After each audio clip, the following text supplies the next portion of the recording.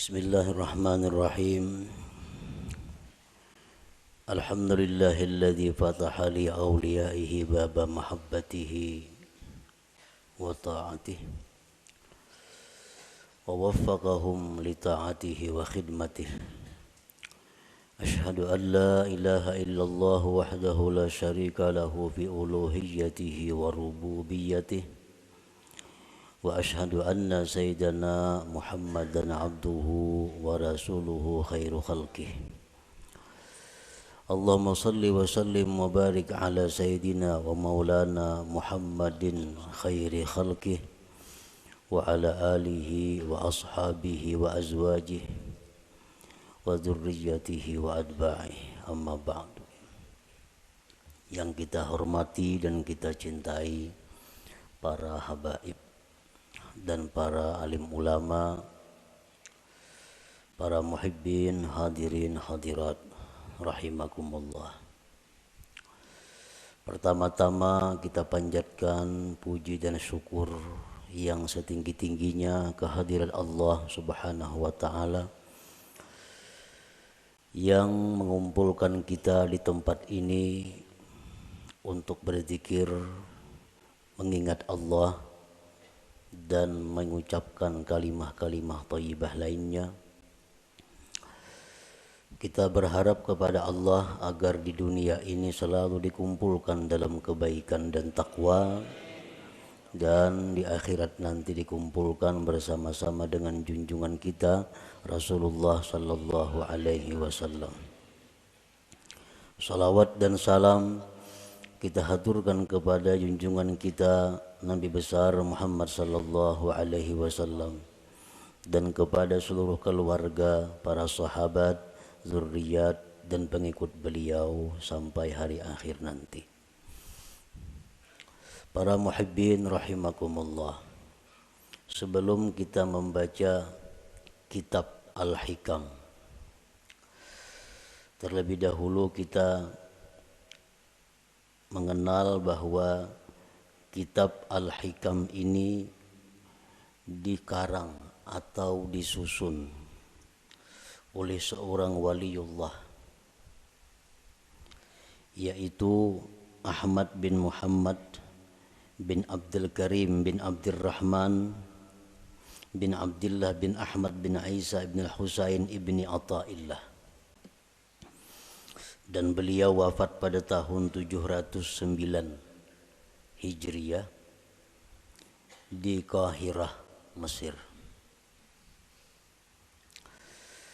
Kemudian kitab Al-Hikam ini merupakan salah satu daripada yang beliau karang. Hikam itu adalah kalimat jamak yang artinya kumpulan daripada hikmah.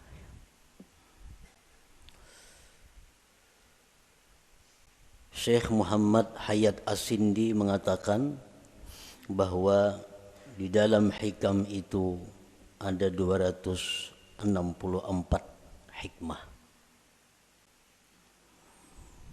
264 hikmah itu terkumpul di dalam satu kitab sehingga dinamai kitab itu adalah Al-Hikam.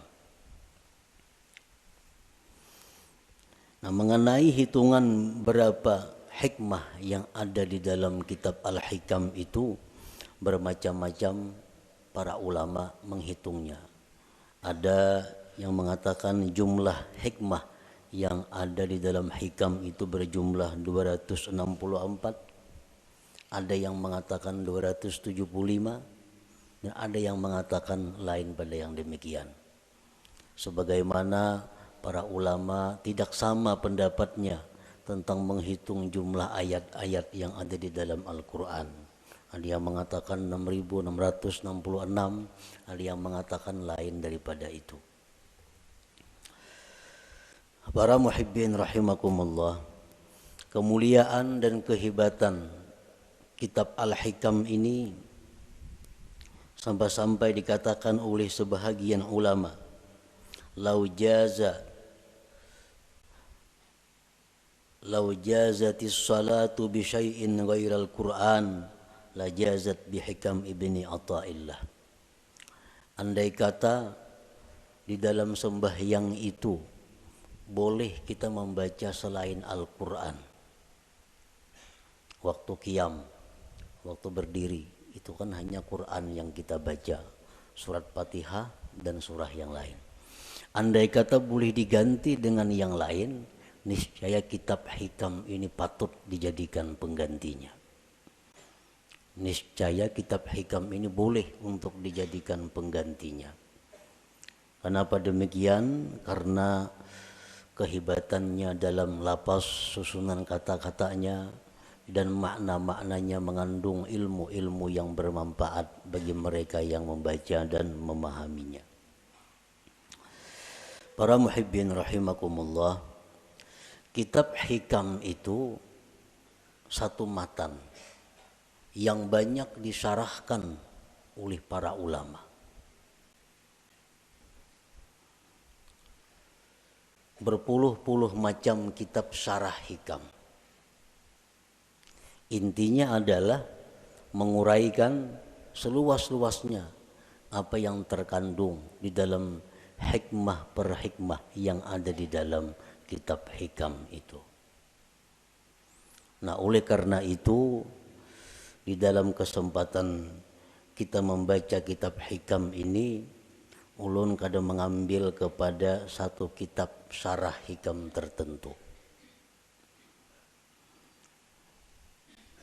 Jadi artinya kita membaca matannya, kemudian kita ambil dari beberapa syarah-syarah yang ada yang telah dikarang oleh para ulama itu. Para muhibbin rahimakumullah, al-hikmatul ula, hikmah yang pertama di dalam kitab hikam, min alamatil i'timad 'alal amal nuqsanur raja inda wujudiz zalal. Nah, ini kalimat hikmah yang pertama di dalam kitab hikam itu. Min alamatil i'timad 'alal amal nuqsanur raja inda wujudiz zalal. Artinya, sebagian daripada tanda berpegangnya seseorang dengan amal, berkurangnya mengharap rahmat Allah ketika adanya kesalahan pada dirinya.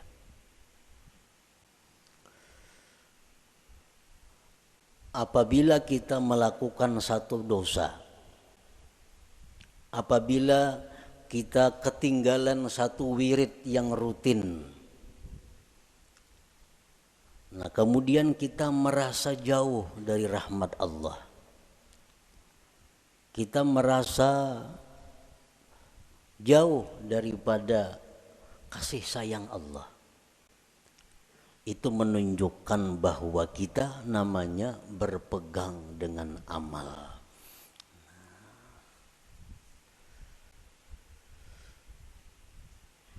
Orang-orang yang mulia, orang-orang yang sudah mengenal lebih jauh tentang Allah Subhanahu wa ta'ala, dalam keadaan apapun mereka itu tidak berkurang harapnya kepada Allah. Baik mereka dalam melakukan taat atau mereka sedang diuji dengan kemaksiatan, harap mereka kepada Allah tetap sama.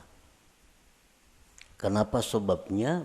Karena mereka tidak berpegang kepada amal. Mereka itu berpegang kepada rahmat Allah, berpegang kepada anugerah Allah Subhanahu wa ta'ala. Para muhibbin rahimakumullah, amal itu artinya adalah harakatul jismi awil qalbi. Itu ngarannya amal. gerak tubuh, gerak jasad atau hati. Bila bergerak awak kita nih ngarannya beramal. Nah, bila bergerak hati kita ngarannya beramal. Itu arti amal. Fa in taharraka bima fihi sawab summiya ta'atan. Wa in taharraka bima fihi al-iqab summiyat maksiatan. Apabila gerak badan kita atau gerak hati kita itu ada pahalanya, itu ngarannya taat. Apabila gerak badan atau hati kita itu mengakibatkan kita disiksa, ngarannya maksiat. Jadi maksiat itu beramal juga. Makuat badan itu beramal jar. Orangnya penjudi. Kawah jadi padahal kan paamalnya. Karena amal itu artinya gerak badan atau gerak hati. Bila bapahala ngarannya taat, bila maksiat bilanya disiksa ngarannya maksiat. Itu arti amal. Para muhibbin rahimakumullah, kemudian yang kita fokuskan perhatian kita adalah amal yang mendatangkan sawab, pahala atau taat. Kita tinggalkan amal yang mendatangkan siksa, yaitu maksiat. Nah, amal taat ini ada 3. Amal taat itu ada 3. Pertama ada amal syariat ngarannya. Yang kedua ada amal tarikat. Yang ketiga ada amal hakikat. Ini ketiga-tiganya adalah taat. Ketiga-tiganya adalah taat. Baik amal kita ini syariat, baik amal kita ini tarikat, atau amal kita itu hakikat, itu sama-sama mendatangkan pahala.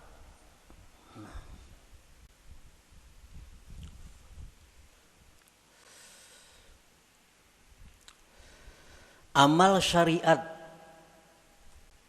untuk apa? Para ulama tasawuf mengatakan amal syariat itu gunanya li islahil jawarih, untuk membaguskan anggota tubuh kita. Membaguskan mata, membaguskan telinga, membaguskan mulut, membaguskan tangan, membaguskan kaki. Itu disebut adalah amal syariat. Kayak apa mata supaya bagus? Jangan memandang yang diharamkan Allah. Kayak apa mulut nang bagus? Jangan berkata-kata yang dilarang Allah. Kayak apa batis nang bagus? Jangan melangkah kepada jalan yang diharamkan Allah. Kayak apa tangan nang bagus? Jangan menjamah atau menyentuh yang dilarang Allah. Nah, membaguskan anggota-anggota tubuh kita ini itu urusan amal syariat ngarannya.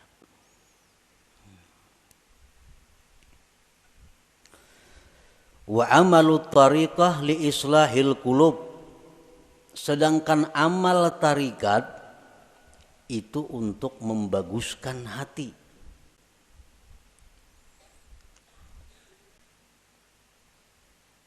Amal tarikat itu gunanya adalah membaguskan hati. Kayak apa supaya hati jangan sombong, itu urusan amal tarikat yang membaguskan. Kayak apa hati supaya jangan ria, itu amal tarikat yang membaguskan.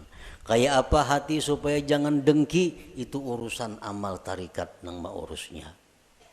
Nah, jadi amal tarikat itu adalah gunanya untuk membaguskan hati. Wa amalul hakikah li islahil arwah, sedangkan amal hakikat itu untuk membaguskan arwah. Nah, membaguskan roh. Kayak apa roh kita ini supaya bagus? Roh nang bagus tuh nang kayak apa? Roh nang bagus tuh roh yang mengenal Allah. Roh yang bagus, roh yang mengenal Allah. Nah, kayak apa supaya roh kita ini bisa mengenal Allah? Itu urusan amal hakikat nang maaturnya. Urusan amal hakikat nang menuntunnya kepada demikian itu. Nah, jadi kita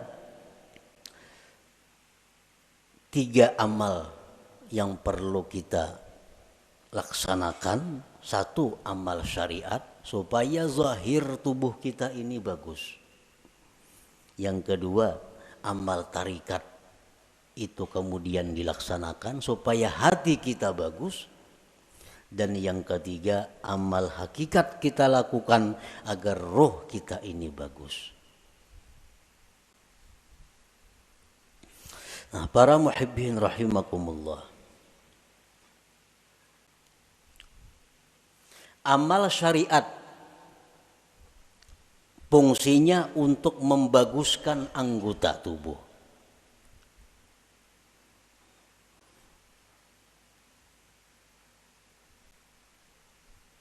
Amal syariat fungsinya untuk membaguskan anggota tubuh. Apa inti daripada amal syariat itu? Amal syariat itu saling banyakkan. Tetapi kembali kepada 3 pokok. 3 pokok inilah yang disebut dengan amal syariat. Pertama, tobat. Nah, pertama tobat. Yang kedua, takwa. Yang ketiga, istiqamah. Nah, ini seluruh amal syariat kembali kepada 3 ini. Tobat, kemudian takwa, kemudian istiqamah. Nah, tobat artinya apa? Membersihkan diri daripada yang kotor-kotor. Membersihkan diri daripada maksiat-maksiat. Itu tobat. Dimandii. Nah, mandi itu tobat karena. Imbah mandi hanyar dipakaiani. Nah, dipakaiani betapi, babaju, bakupia, bermacam-macam pakaian. Nah, itu adalah takwa. Nah, kayak apa supaya jangan lepas pakaian itu dari kita? Ngarannya istiqamah. Manbanu beselawar, manbanu betilanjang tuh ada istiqamah ngarannya. Istiqamah ini selalu berpakaian. Nah, artinya apa? Selalu menjunjung perintah Allah, menjauhi yang dilarang Allah dalam keadaan apapun. Itu istiqamah. Dalam keadaan susah, rajin ibadah. Dalam keadaan kaya, rajin ibadah. Dalam keadaan sakit, rajin ibadah. Dalam keadaan sihat, rajin ibadah. Dalam keadaan apapun ibadah kada tertinggal. Ini ngarannya istiqamah. Nah, 3 hal itu urusan amal syariat.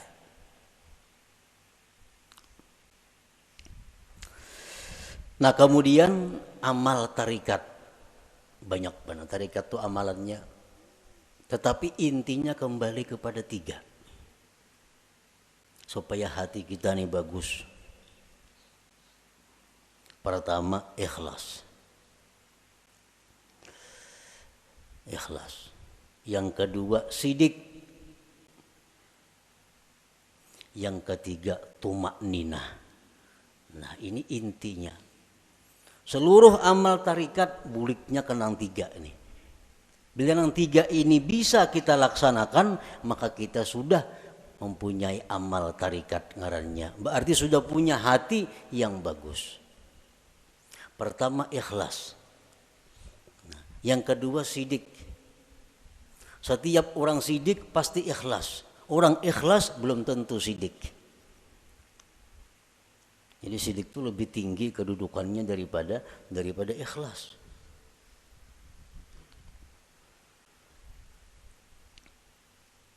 Orang sembahyang itu bisa ikhlas, belum tentu sidik.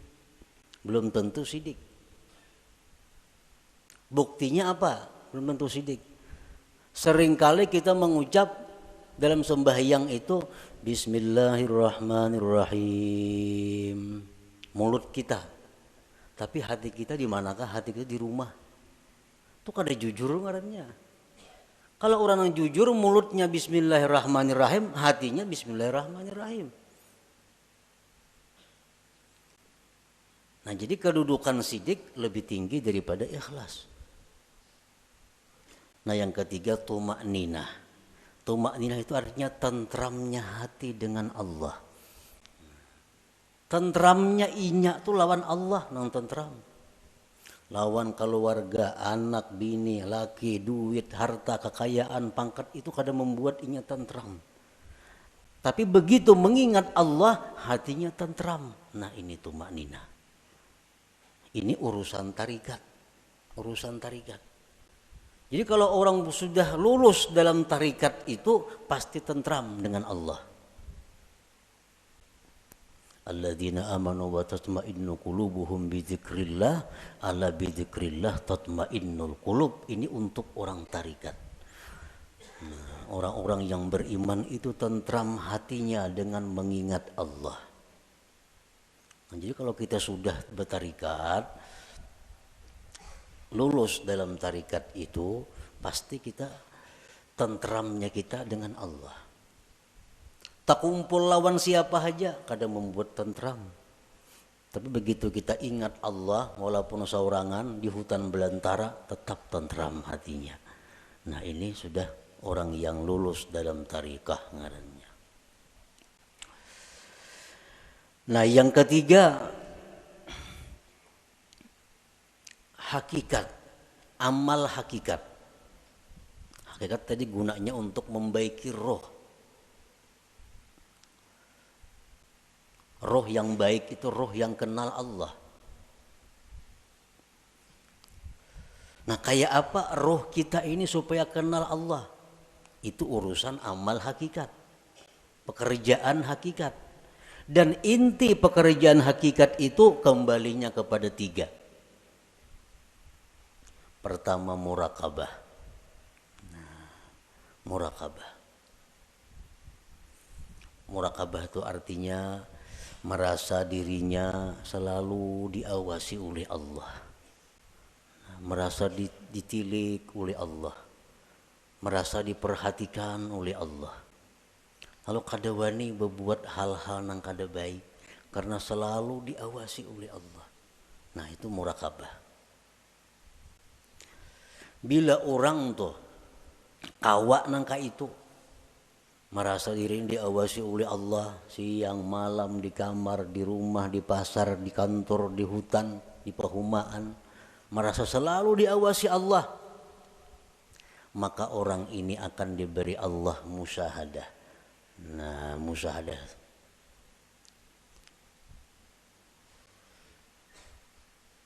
Bila orang itu sudah musyahadah lawan Allah, ngarannya ma'rifat lawan Tuhan.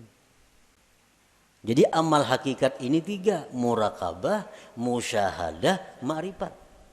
Itu amal hakikat ngarannya.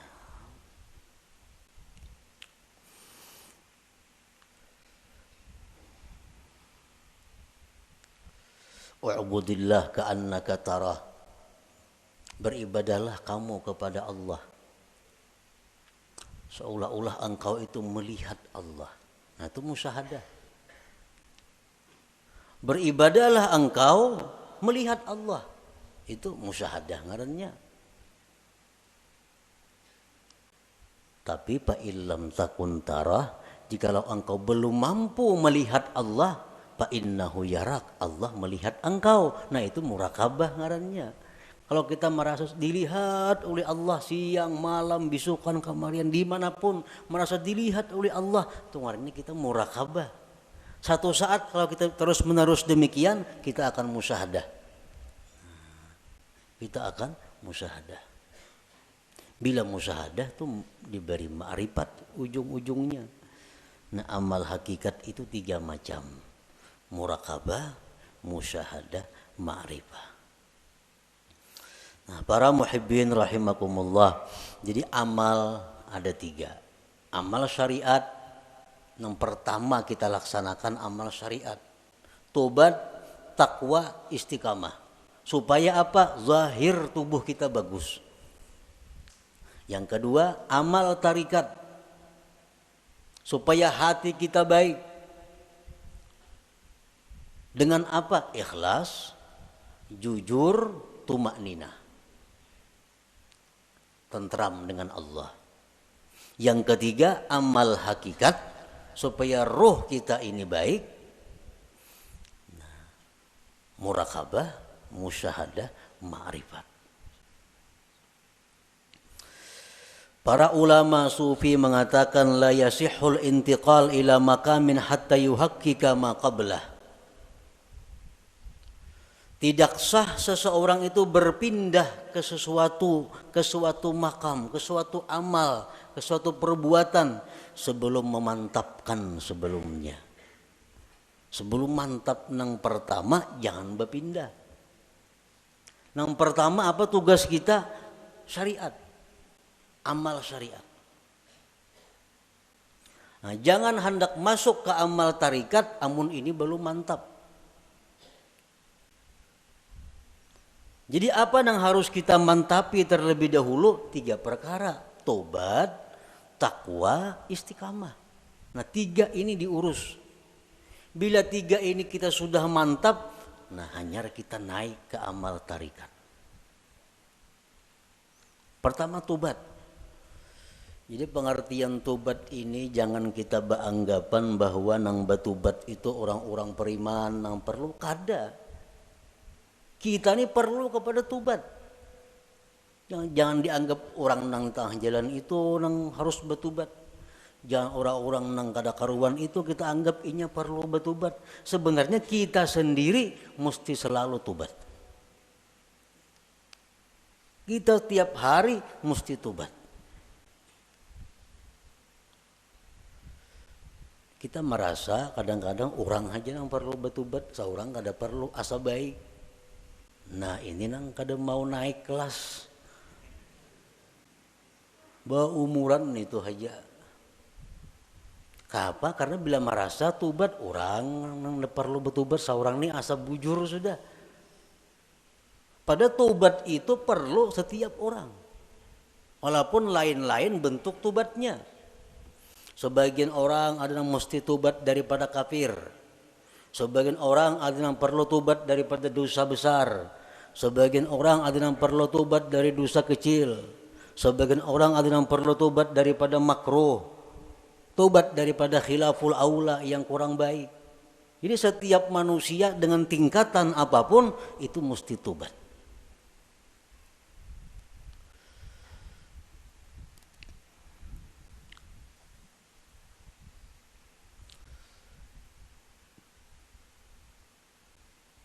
Nah kita sudahlah bertobat, sudah. Dulu minum arak, sekarang ampih. Dulu penjudi, sekarang ampih. Tobat. Dulu ketujuh riba, sekarang ampih. Tobat. Dahulu suka zina, sekarang ampih, sudah tobat. Nah cuma tahukah kita tobat kita itu diterima atau kada? Nah, karena orang nang ampih itu belum tentu diterima.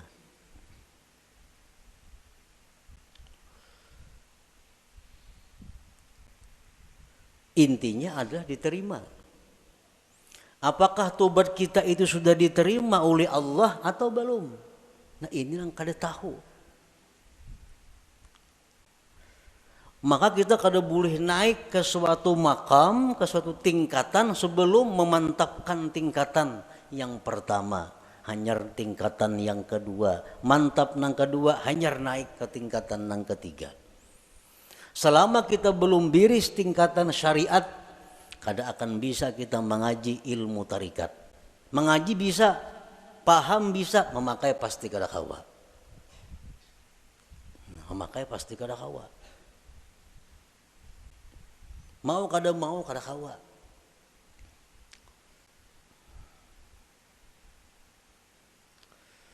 tarikat belum biris, belum matang, belum selesai, kada akan bisa naik kepada hakikat.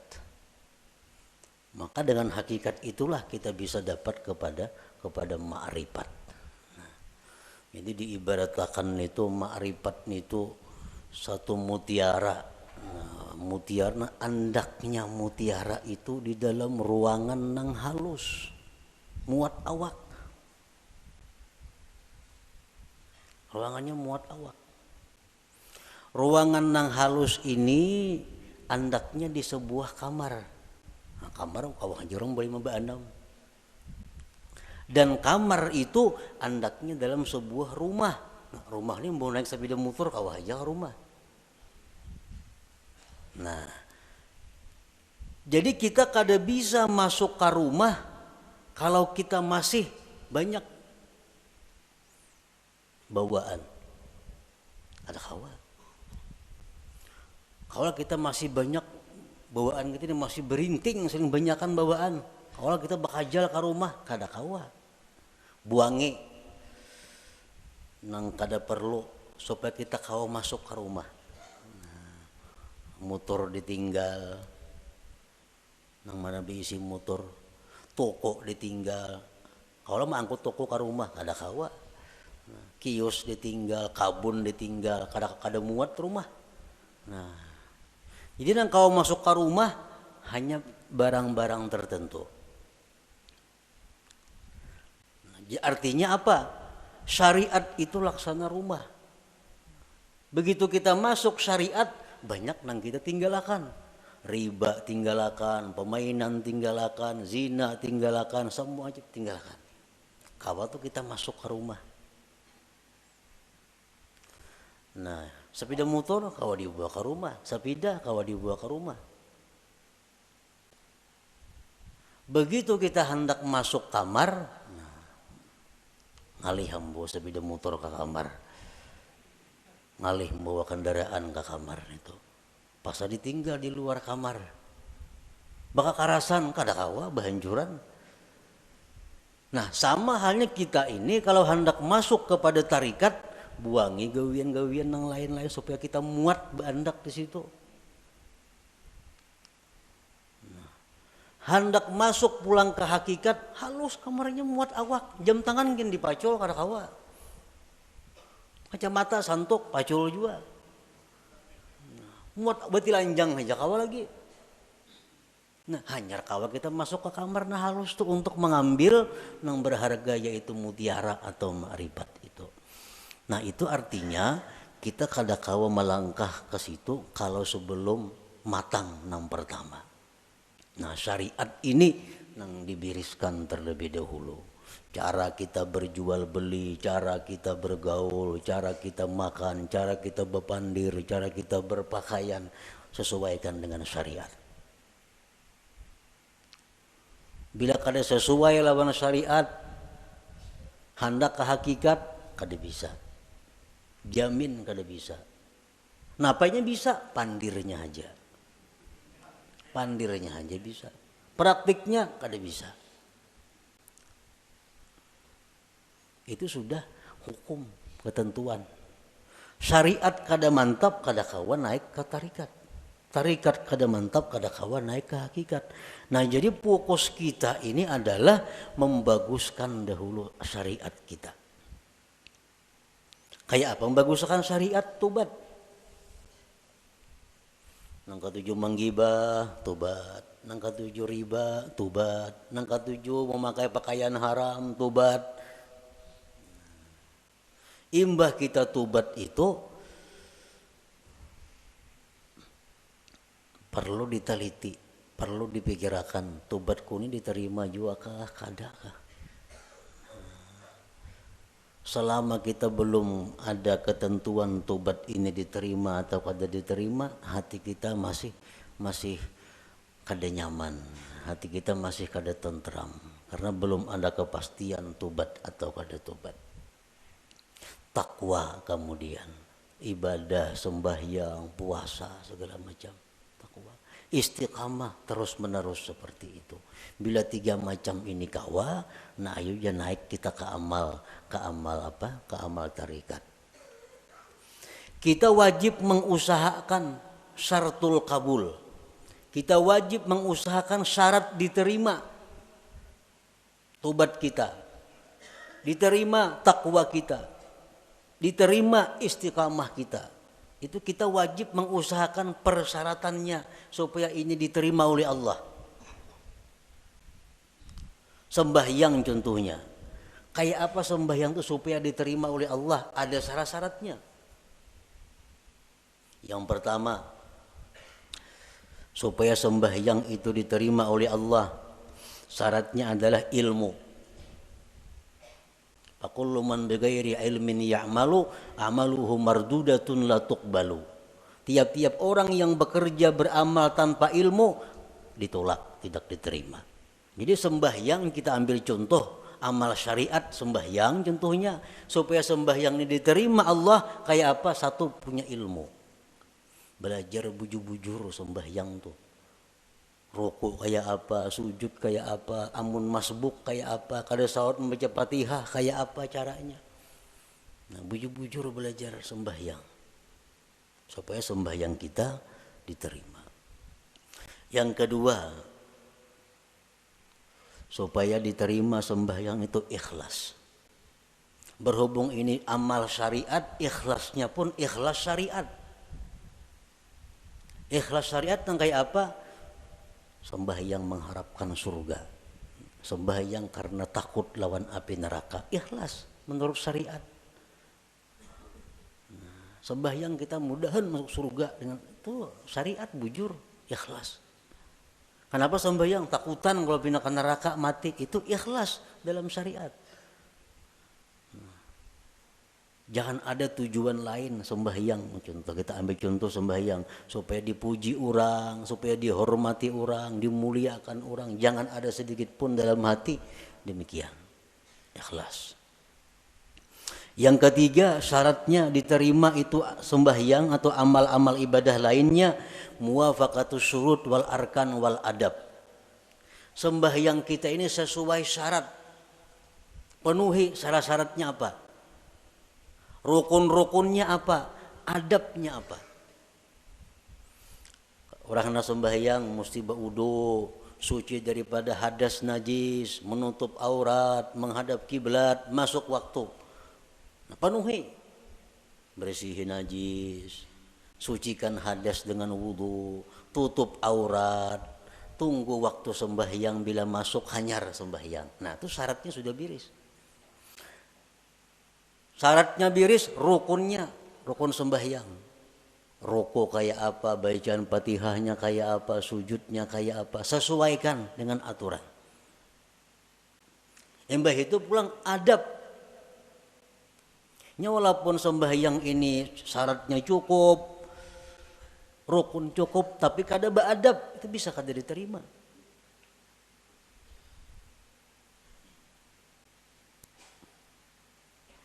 Sesuaikan adabnya. Contohnya contohnya sembahyang pakai pinggang ini. Allahu Akbar, nah pakai pinggang. Ini lawan syarat kada bertentangan, lawan rukun kada bertentangan, tapi adab bertentangan. Allah kada menerima sembahyang kayak ini. Harap tinggi Tuhan sembahyang kayak itu. Allahu Akbar. Nah. Jadi adab sembahyang termasuk nang sunat-sunat dalam sembahyang dilaksanakan. Yang keempat, ada mubtilat wal mukrihat wal makruhat. Tidak ada yang membatalkan dan yang dibenci Allah. Sembahyang atau ibadah kadang-kadang membatalkan, kadang-kadang dibenci Tuhan. Kita gawi semua nang sunat, jauhi nang makruhnya. Yang kelima, al halal fi ma yata'allaqu bih. Halal pada sesuatu yang berhubungan dengannya. Nah, pada berhubungan, makan, minum untuk tenaga, pakaian, tempat. Itu mesti halal. Rasulullah bersabda, man akala luqmatan min haram lam tuqbal minhu salatu arba'in lailah. Orang yang makan satu suap daripada makanan yang haram tidak diterima sembahyang 40 malam. Sasuap tuh kita makan nang haram 40 malam sembahyang kita ditolak Allah. Sepiring berapa suap?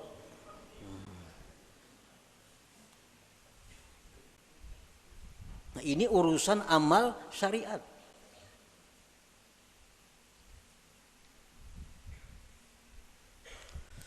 Pakaian kita mesti halal.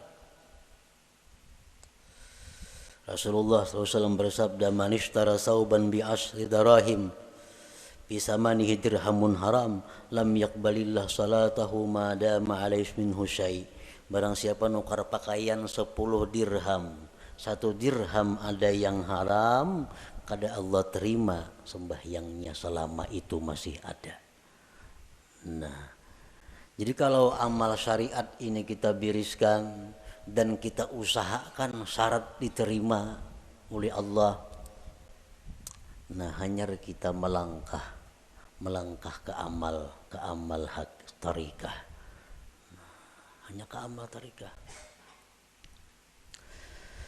Para muhibbin rahimakumullah, Imam Ahmad ibnu Athaillah tadi mengatakan,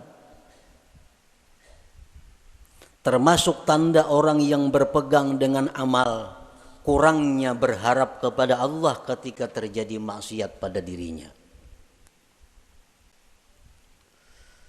Nah, sekarang kita tadi beramal, tobat sudah kita laksanakan, syarat-syarat untuk diterima sudah kita laksanakan, takwa sekarang ini kita laksanakan, istiqamah kita laksanakan.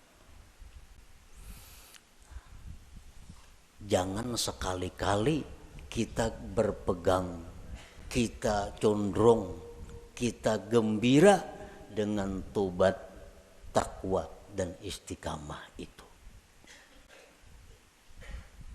Jangan sekali-kali kita berpegang, jangan sekali-kali kita bersandar, jangan merasa gembira dengan tobat, takwa dan istiqamah tadi.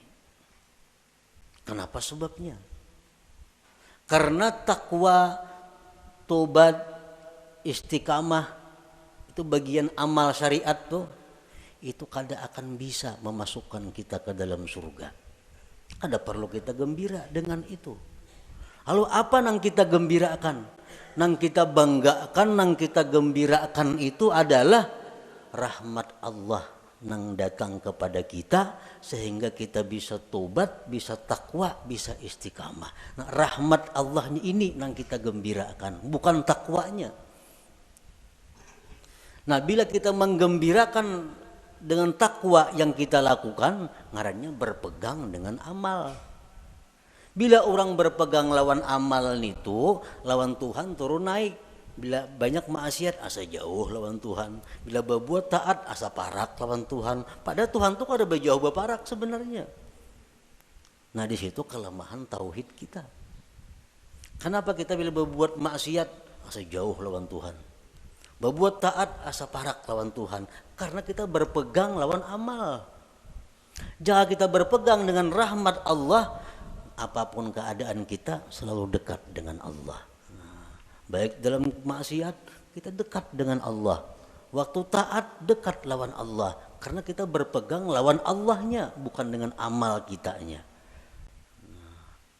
Nah, ini min alamatil i'timad 'alal amal nuqsanur raja inda wujudiz zalal. Rasulullah SAW bersabda, la yadkhula ahadukumul jannah bi amalihi. Seseorang kamu, ujar Nabi, selamanya tidak akan bisa masuk surga dengan amalnya.